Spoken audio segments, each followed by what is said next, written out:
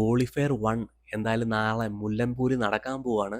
കഴിഞ്ഞ group stage മത്സരത്തിൽ വിരാട് കോഹ്ലി മുല്ലൻപൂരിൽ പോയി പഞ്ചാബിനെ തോൽപ്പിച്ചിട്ട് ഒരു യുയു ഒക്കെ കാണിച്ചായിരുന്നു. ആ യുയുവിന്റെ പ്രതികാരം പഞ്ചാബുകാർ തിരിച്ചു വീട്ടുമെന്നാണ് നാളെ കണ്ടറിയേണ്ടത്. നല്ല ടഫ് മത്സരം തന്നെയായിരിക്കും നാളെ നടക്കാൻ പോകുന്നതാണ് എൻ്റെ അഭിപ്രായം. രണ്ട് ടീമിനെ നോക്കുവാണെങ്കിൽ സൂപ്പർ ടീമെന്ന് തന്നെ പറയേണ്ടിയിരിക്കുന്നു. രണ്ടും ഇതുവരെ ഒരു ടൈറ്റിൽ പോലും ജയിക്കാത്ത ടീമാണ്. പഞ്ചാബിനെ സംബന്ധിച്ചിടത്തോളം ഒരു 11 വർഷങ്ങൾക്ക് ശേഷമാണ് ക്വാളിഫയർ 1 കളിക്കാൻ പോകുന്നത്. ആർസിബിയെ സംബന്ധിച്ചിടത്തോളം 2016 ശേഷമാണ് ഒരു ക്വാളിഫയർ 1 കളിക്കാൻ പോകുന്നത്. ഇതിൽ നമുക്ക് പഞ്ചാബിന്റെ ടീമിനെ നോക്കുവാണെങ്കിൽ ശ്രേയസ് അയ്യർ എന്ന ക്യാപ്റ്റൻ, സൂപ്പർ ക്യാപ്റ്റൻ എന്ന് പറഞ്ഞിട്ടിരിക്കുന്നു. ഒരു സംശയമില്ല, ഈ ടൂർണമെന്റിലെ ഏറ്റവും നല്ല ക്യാപ്റ്റന്മാരിൽ എൻ്റെ അഭിപ്രായത്തിൽ ആദ്യത്തെ 2 സ്ഥാനത്തിൽ ശ്രേയസ് അയ്യർ ഇവിടെ കാണുമെന്നുള്ള കാര്യം ഉറപ്പ് തന്നെയാണെന്ന് പറഞ്ഞിട്ടിരിക്കുന്നു. പിന്നെ മുംബൈയെ കൂട്ടുള്ളൊരു ടീമിനെ പരാജയപ്പെടുത്തി വന്നൊരു ക്യാപ്റ്റൻ, എന്നാ മനോഹരമായൊരു പെർഫോമൻസ് ആയിരുന്നു. മുംബൈയുടെ ഓരോ ബാറ്റർക്കെതിരെയും പ്ലാനും പദ്ധതിയുമായിട്ട് വരുന്നു. അതിൽ ശ്രേയസ് അയ്യറിന്റെ റോള് മാത്രമല്ല ഞാൻ അവിടെ നോക്കിക്കാണുന്നത്, ചാണക്യനായ റിക്കി പോണ്ടിങ്ങിന്റെ സൈലന്റ് റോളാണ് ഞാൻ അവിടെ നോക്കിക്കാണുന്നത്. ഓരോ ബാറ്റർക്കെതിരെയും വ്യക്തമായ പ്ലാനുമായിട്ട് വരുന്നു. രാജസ്ഥാനെതിരെ ആയാലും ഡൽഹിക്കെതിരെ ആയാലും റണ്ണ് വഴങ്ങിയ ബോളർമാരെ മര്യാദ പഠിപ്പിച്ചു, മര്യാദക്കാരന്മാരാക്കി മനോഹരമായിട്ട് ബോൾ ചെയ്യുന്ന ഒരു കാഴ്ചയാണ് നമ്മളവിടെ കണ്ടത്. അതുപോലെ തന്നെ ശ്രേയസ് അയ്യർ 3 ഡിഫറെന്റ് ടീമിനെ ഫൈനലിൽ കളിപ്പിച്ച വ്യക്തി, ഡൽഹിയെ ഫൈനലിൽ എത്തിക്കുന്നു.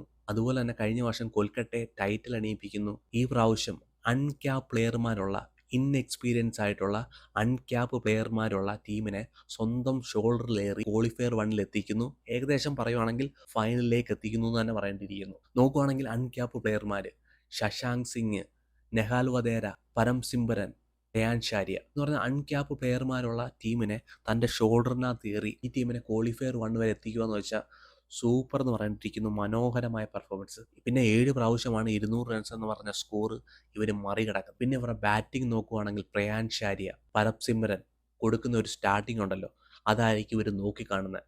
അതേ ഒരു അഗ്രസീവ് സ്റ്റാർട്ടാണ് കൊടുക്കുന്നതെങ്കിൽ എതിർ ടീമിനെ സംബന്ധിച്ചിടത്തോളം കഷ്ടകാലം തന്നെ ആയിരിക്കും എന്ന് പറഞ്ഞിട്ടിരിക്കുന്നു.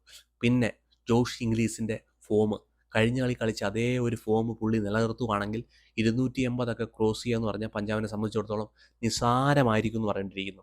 പിന്നെ സ്റ്റോണിസിന്റെ ഫോം, ആ ഫിനിഷർ റോളിൽ കൊടുക്കുന്ന റൺസ് വളരെ ഇമ്പോർട്ടൻ്റ് തന്നെ ആയിരിക്കും പഞ്ചാബിനെ സംബന്ധിച്ചിടത്തോളം. പിന്നെ ക്യാപ്റ്റൻ ശ്രേയസ് അയ്യറിന്റെ ബാറ്റിംഗ്, നെഹാൽ വധേരയുടെ ബാറ്റിംഗ്, ശശാങ്ക് സിംഗിന്റെ പെർഫോമൻസ്, ഇതെല്ലാമായിരിക്കും ഇവരെ നോക്കിക്കാണുന്ന പോസിറ്റീവ് ഘടകങ്ങൾ. പിന്നെ ഇവരുടെ നെഗറ്റീവ് നോക്കുവാണെങ്കിൽ മാക്രോ ജാക്സൺ എന്തായാലും ടീമിൽ നിന്ന് പുറത്താകുന്നു. മാക്രോ ജാക്സന്റെ ആ ഒരു വിടവ് തന്നെ ആയിരിക്കും ഇവരെ സംബന്ധിച്ചിടത്തോളം. പവർ പ്ലേയിലായാലും മിഡിൽ ഓവറിലായാലും ഡെത്ത് ഓവറിലായാലും സൂപ്പർ പെർഫോമൻസ് എന്ന് പറഞ്ഞിട്ടിരിക്കുന്നു. പവർ പ്ലേയിൽ വിക്കറ്റ് എടുക്കാൻ മാക്രോ ജാക്സനെ സംബന്ധിച്ചിടത്തോളം മിടുക്കൻ തന്നെയായിരുന്നു എന്ന് പറഞ്ഞിട്ടിരിക്കുന്നു. പലപ്പോഴും പുള്ളി അത് തെളിയിച്ചിട്ടുണ്ട്. മുംബൈക്കെതിരെ നമ്മൾ കണ്ടതാണ് റിക്കൽട്ടന്റെ വിക്കറ്റ് എടുത്തുകൊണ്ട് പോകുന്നത്. അതുപോലെ തന്നെ ഡെത്ത് ഓവർ എറിയാൻ പുള്ളി മിടുക്കൻ തന്നെയാണെന്ന് പുള്ളി തെളിയിച്ചിട്ടുണ്ട്. അതുപോലെ തന്നെ നെഗറ്റീവാണ്, ചഹാൽ നാളത്തെ മത്സരം കളിക്കുമോ എന്നുള്ള കാര്യത്തിൽ സംശയം തന്നെയാണ്. ചഹാലിനെ കൂടി ഒരു റിസ്ക് സ്പിന്നർ ഇല്ലാത്തത് ഇവരെ സംബന്ധിച്ചിടത്തോളം ഒരു അടി തന്നെയാണെന്ന് പറയേണ്ടി. അത് ഇവരെ സംബന്ധിച്ചിടത്തോളം ഒരു തലവേദന തന്നെയായിരിക്കും ചഹാലിന്റെ ഇഞ്ചുറി. പിന്നെ ഇവരുടെ ബോളിംഗ് പരിശോധിക്കുകയാണെങ്കിൽ അർഷ്ദീപ് സിംഗ്, ഹർപ്രീത് ബാർ, വൈശാഖ്, സേവ്യർ അല്ലെങ്കിൽ ഒമർ സായി, ഇവരാരുമായിട്ടെങ്കിലും പോകാനായിരിക്കും ചാൻസ്. കൂടുതൽ ചാൻസ് എനിക്ക് തോന്നുന്നു സേവിയറിലോട്ട് പോകാനായിരിക്കും ചാൻസ്. ഒമർ സായിയെ സംബന്ധിച്ചിടത്തോളം അത്ര ഒരു ബോളിംഗ് പെർഫോമൻസോ അത്ര ഒരു ബാറ്റിംഗ് പെർഫോമൻസോ ഈ സീസണിൽ കാണിക്കുന്നില്ലെന്ന് തന്നെ പറയേണ്ടിയിരിക്കുന്നു. സോ ഇവരെൻ്റെ അഭിപ്രായത്തിൽ സേവിയറിലോട്ട് പോകാനായിരിക്കും ചാൻസ്. നോക്കുവാണെങ്കിൽ നല്ലൊരു ടീമാണ്, ചെറിയ പ്രശ്നങ്ങളൊക്കെ ഉണ്ട്, അതൊക്കെ മറികടക്കാൻ കഴിയുമെന്നാണ് ഞാൻ വിചാരിക്കുന്നത്. ഇതുവരെ എങ്ങനെയാണ് ഇവർ കളിച്ചത് അതുപോലെ ഒരു ഫിയർലെസ് ക്രിക്കറ്റ് എന്തായാലും ശ്രേയസ് അയ്യറിന്റെ ക്യാപ്റ്റൻസിയിലും പോണ്ടിങ്ങിന്റെ കോച്ചിങ്ങിലും ഇവർക്ക് കളിക്കാൻ കഴിയുമെന്ന് തന്നെയാണ് പ്രതീക്ഷിക്കുന്നത്. പിന്നെ RCBയെ നോക്കിക്കാണുവാണെങ്കിൽ 2011 അവിടെ ഒരു ക്രിസ് ഗെയിൽ ഉണ്ടായിരുന്നു, 2016 ഒരു വിരാട് കോഹ്ലി ഉണ്ടായിരുന്നു. 2016 എന്നാ മനോഹരമായ ഒരു വർഷമായിരുന്നു വിരാട് കോഹ്ലിയെ സംബന്ധിച്ചിടത്തോളം. 400 എടുത്ത്, എന്നിട്ടും ഫൈനൽ മത്സരത്തിൽ ആ പ്രഷർ ഹാൻഡിൽ ചെയ്യാൻ കഴിഞ്ഞില്ല, മത്സരം പരാജയപ്പെടുന്ന ഒരു സാഹചര്യം. എന്ത് തന്നെയായാലും 2025 വരുമ്പോൾ ഒരുപാട് പോസിറ്റീവ് ഉണ്ടെന്ന് പറയുന്നത്. അവിടെ വിരാട് കോഹ്ലിയുടെ ഫോം ഏകദേശം 8 ഹാഫ് സെഞ്ചുറിയാണ് പുള്ളി എടുത്തത്. 30 റൺസ് സ്കോർ ചെയ്ത ഒരേ ഒരു കളിയിലാണ് RCB പരാജയപ്പെട്ടത്. ബാക്കിയുള്ള എല്ലാ കളിയിലും RCB വിജയിപ്പിക്കാൻ വിരാട് കോഹ്ലിയുടെ സ്കോറിനായെന്ന് തന്നെ പറയേണ്ടിയിരിക്കുന്നു. ഒരു ആങ്കർ ഇന്നിങ്സ് കളിക്കുന്നു, വേണ്ടി വന്ന ഒരു അഗ്രസീവ് ക്രിക്കറ്റ് കളിക്കാനും പുള്ളിക്കറിയാം. ഇന്നലെ നോക്കുകയാണെങ്കിൽ 185 സ്ട്രൈക്ക് റേറ്റിൽ വന്ന കളി. പിന്നെ നോക്കിക്കാണുന്നത് മയങ്ക് അഗർവാളിന്റെ ഫോം, ജിതീഷ് ശർമ്മയുടെ ബാറ്റിംഗ് ആണ് പിന്നെ അവരെ സംബന്ധിച്ചിടത്തോളം ഒരു പോസിറ്റീവ്. പിന്നെ റൊമാരിയോ ഷെപ്പേർഡ് അവർക്ക് കൊടുക്കുന്ന ഒരു റോള് ഇമ്പോർട്ടൻറ്റ് ഘടകം തന്നെയാണെന്ന് പറയുന്നത്. എന്നാൽ ടിം ഡേവിഡ് കളിക്കോ ഇല്ലയോ എന്നുള്ള കാര്യത്തിൽ സംശയമുണ്ടെന്ന് തന്നെ പറയേണ്ടിയിരിക്കുന്നു. ഇൻ കേസ് ടിം ഡേവിഡിന് അടുത്ത മത്സരം നഷ്ടപ്പെട്ടാലും എന്തായാലും ഒരു മത്സരങ്ങളുണ്ട് എൻ്റെ പ്രതി ഒരു ഫൈനലിലോട്ട് കയറുവാണെങ്കിൽ ഫൈനലിലായാലും ഒരു പെർഫോമൻസ് കാഴ്ചവെക്കാൻ കഴിയും. ആ ഒരു ഇഞ്ചുറിയിൽ നിന്ന് കൂടുതൽ റിക്കവറി ചെയ്യാൻ ടിം ഡേവിഡിന് കഴിയും. പിന്നെ എല്ലാവരും ചോദിച്ചത് ഇന്നലെ എന്താണ് ജോഷ് ഹേസൽവുഡ് കളിച്ചില്ല എന്ന്. ആസ്ട്രേലിയൻ ക്രിക്കറ്റിൻ്റെ ഒരു റൂളുണ്ട്. ഏതെങ്കിലും ഒരു പ്ലെയർ ഇഞ്ചുറി ആയിട്ട് പുറത്തു പോയി തിരിച്ച് റീജോയിൻ ചെയ്യുവാണെങ്കിൽ അവരുടെ ഫിസിയോ കൊടുക്കുന്ന ഒരു ടൈം പീരീഡ് ഉണ്ട്. ഇത്ര ഓവർ നെറ്റിൽ ബോൾ ചെയ്തിരിക്കണം, അത്രയും ഒരു ഓവർ നെറ്റിൽ പുള്ളി എറിഞ്ഞു കാണത്തില്ല. സോ ഇന്നലെ നോക്കുമ്പോൾ നെറ്റിൽ ഫുൾ ടൈം പ്രാക്ടീസ് ചെയ്യുന്നതായിട്ട് കണ്ടു. ഇന്നത്തെ ടൈമുണ്ട്. എൻ്റെ അഭിപ്രായത്തിൽ ആ കൊടുത്ത ഒരു ടൈം ഇത്ര ഓവർ നെറ്റിൽ എറിയണമെന്നുള്ള ആ ഒരു എൻ്റെ അഭിപ്രായത്തിൽ ജോഷ് ഹേസൽവുഡ് കടന്നു എന്ന് തന്നെയാണ് ഞാൻ പ്രതീക്ഷിക്കുന്നത്. നാളെ എൻ്റെ അഭിപ്രായത്തിൽ എനിക്ക് തോന്നുന്നു ജോഷ് ഹേസൽവുഡ് എന്നാലും ഫൈനൽ 11 കാണാൻ തന്നെയാണ് ചാൻസ്. പിന്നെ ആർ സി ബിയുടെ ഇഷ്യൂ എന്ന് പറയുമ്പോൾ ബോളിംഗ് തന്നെയാണ്. ഭുവനേശ്വർ കുമാർ ആ ഒരു മാർക്കിലോട്ട് വരുന്നില്ല. യഷ് ദയാൽ ആണെങ്കിലും സുയാഷ് ശർമ്മയാണെങ്കിലും റൊമാരിയോ ഷെപ്പേർഡിനാണെങ്കിലും ആ ഒരു പെർഫോമൻസ് കാഴ്ചവെക്കാൻ കഴിയുന്നില്ല. അത് അവരെ സംബന്ധിച്ചിടത്തോളം ഒരു തലവേദന തന്നെയായിരിക്കും. ഇവരുടെ ബോളിങ്ങിലായിരിക്കും ഇവർക്ക് ഏറ്റവും വലിയൊരു തലവേദന വരാൻ പോകുന്നത്. ജോഷ് ഹേസൽവുഡ് ടീമിലേക്ക് വരുമ്പോൾ ഏത് രീതിയിലാണ് അത് എഫക്റ്റ് ചെയ്യാൻ പോകുന്നത്, ഏതൊക്കെ രീതിയിൽ മാറ്റം ഉണ്ടാവും എന്നുള്ളത് നമുക്ക് കണ്ടറിയേണ്ട ഒരു കാര്യം തന്നെയാണ്. ബോളിങ്ങിൽ അവിടെ ചെറിയ കൺസേൺ ഉണ്ട്. അത് മാറ്റി വരുമായിരിക്കും ക്വാളിഫയർ 1 പ്രതീക്ഷിക്കുന്നു. അതുപോലെ തന്നെ രച്ചിത് പടിദാറിൻ്റെ captaincy really R C B miss ചെയ്യുന്നുണ്ടെന്ന് പറയേണ്ടിയിരിക്കുന്നു. ജിതീഷ് ശർമ്മയുടെ ക്യാപ്റ്റൻസി നോക്കുകയാണെങ്കിൽ വളരെ ദയനീയം തന്നെയാണെന്ന് പറയേണ്ടിയിരിക്കുന്നു. നാളെ എന്തുകൊണ്ടും Rajat Patidar full time Rajat Patidar captaincy എടുക്കേണ്ടത് അത്യാവശ്യം തന്നെയാണ്. ഇൻ കേസ് എടുക്കാൻ കഴിഞ്ഞില്ലെങ്കിൽ വിരാട് കോഹ്ലി ക്യാപ്റ്റൻസി ഏറ്റെടുക്കുന്നത് തന്നെയായിരിക്കും നല്ലത്. അല്ലെങ്കിൽ പിന്നെ മത്സരം ജയിച്ചില്ല, അല്ലെങ്കിൽ പിന്നെ എനിക്ക് കപ്പ് കിട്ടിയില്ല എന്നുള്ള കഥ പറഞ്ഞുകൊണ്ട് നടക്കേണ്ടതായിട്ട് വരും.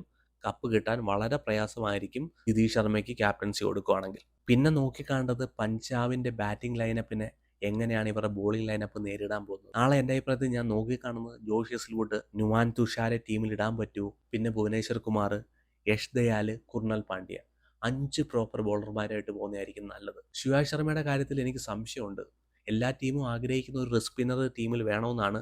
പക്ഷേ പുള്ളിയുടെ ഫോം വെച്ച് നോക്കിയിട്ട് സംശയമാണെന്ന് തന്നെ പറയേണ്ടിയിരിക്കുന്നു. അറിയില്ല നാളെ ടീമിൽ ഉണ്ടാവുമോ എന്നുള്ള കാര്യം.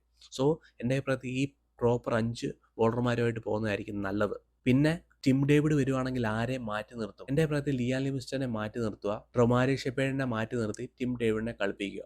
നോക്കുവാണെങ്കിൽ Philip salt, Josh Hazlewood, Nuwan Thushara, Tim David, ഈ 4 വിദേശ താരങ്ങളുമായിട്ട് പോകുന്നതായിരിക്കും ഇവരെ സംബന്ധിച്ചിടത്തോളം ഏറ്റവും നല്ലതെന്ന് തന്നെ പറയേണ്ടിയിരിക്കുന്നു. പിന്നെ നുവാൻ തുഷാര ടീമിന് കൊടുത്ത ഒരു കോൺഫിഡൻസ് ഉണ്ടല്ലോ, ആ ഒരു ബോളിംഗ് പെർഫോമൻസ്. സോ പുള്ളി യോക്കർ എറിയുന്നു, മനോഹരമായിട്ട് ഔട്ട് സ്വിങ് എറിയുന്നു, ഇൻസ്വിങ് എറിയുന്നു. ആ രീതിയിൽ എത്രമാത്രം നുവാൻ തുഷാരെ നാളെ യൂട്ടിലൈസ് ചെയ്യാൻ പറ്റും, പ്രത്യേകിച്ച് ഡെത്ത് ഓവറിൽ എത്രമാത്രം യൂട്ടിലൈസ് ചെയ്യാൻ പറ്റും, നാളെ പുള്ളിയുടെ പെർഫോമൻസ്, ഇതൊക്കെ ആയിരിക്കും നാളെ ആർ സി ബിയുടെ വിജയത്തിലോട്ട് എത്തിക്കുന്ന ഘടകം എന്ന് പറഞ്ഞിട്ടിരിക്കുന്നു. നോക്കുവാണെങ്കിൽ ആർ സി ബിക്ക് അവിടെ സ്ലൈറ്റ് എഡ്ജ് ഉണ്ടെന്ന് തന്നെ പറയേണ്ടിയിരിക്കുന്നു. അവരുടെ എക്സ്പീരിയൻസ് ആണ് അവിടെ മെയിൻ കാരണം. എക്സ്പീരിയൻസ് ആയിട്ടുള്ള ബാറ്റിംഗ് ലൈനപ്പ്, പിന്നെ അവരുടെ ഫോറിൻ പ്ലേയേഴ്സ്, ഇവർ കൊടുക്കുന്ന ഒരു കോൺഫിഡൻസ് തന്നെ ആയിരിക്കും ആർ സി ബിക്ക് സ്ലൈറ്റ് എഡ്ജ് എന്നാണ് ഞാൻ പ്രതീക്ഷിക്കുന്നത്. പിന്നെ വിരാട് കോഹ്ലിയുടെ ഫോം, ഫിലിപ്പ് സാൾട്ടിൻ്റെ ഫോം, അത് ഇവരെ സംബന്ധിച്ചിടത്തോളം ഒരു ഇമ്പോർട്ടൻറ്റ് ഘടകം തന്നെയാണ്. പിന്നെ നാളത്തെ ദിവസം ആര് പ്രഷറിനെ ഹാൻഡിൽ ചെയ്യുന്നോ, അത് ആര് മനോഹരമായിട്ട് ഹാൻഡിൽ ചെയ്യുന്നോ അവർ ജയിക്കുക തന്നെ ചെയ്യും. നമുക്ക് നോക്കാം നാളെ ആരായിരിക്കും പ്രഷറിനെ മനോഹരമായിട്ട് ഹാൻഡിൽ ചെയ്യുന്നത്. അത് ആർ സി ബി ആണോ അതോ പഞ്ചാബ് ആണോ നമുക്ക് നാളെ നോക്കിക്കാണാം. ഞാൻ വിചാരിക്കുന്നു വിന്നിംഗ് പ്രഡിക്ഷൻ നോക്കുവാണെങ്കിൽ ഞാൻ കരുതുന്നു 51 R C B, 49 Punjab. So നമുക്ക് നാളെ നോക്കിക്കാണാം. ഇവരിൽ ഒരു ടീം ആയിരിക്കുമല്ലോ ഫൈനൽ കളിക്കുന്നത്. അതോ ഇനി മുംബൈ ചാടിക്കയറി വരുമോ, അതോ ഗുജറാത്ത് ചാടിക്കയറി വരുമോ, അതോ ഇവർ രണ്ടും തന്നെ പിന്നെ ഫൈനൽ കളിക്കുമോ എന്നുള്ള കാര്യം നമുക്ക് നോക്കിക്കാണാം ഈ വരുന്ന ദിവസങ്ങളിൽ.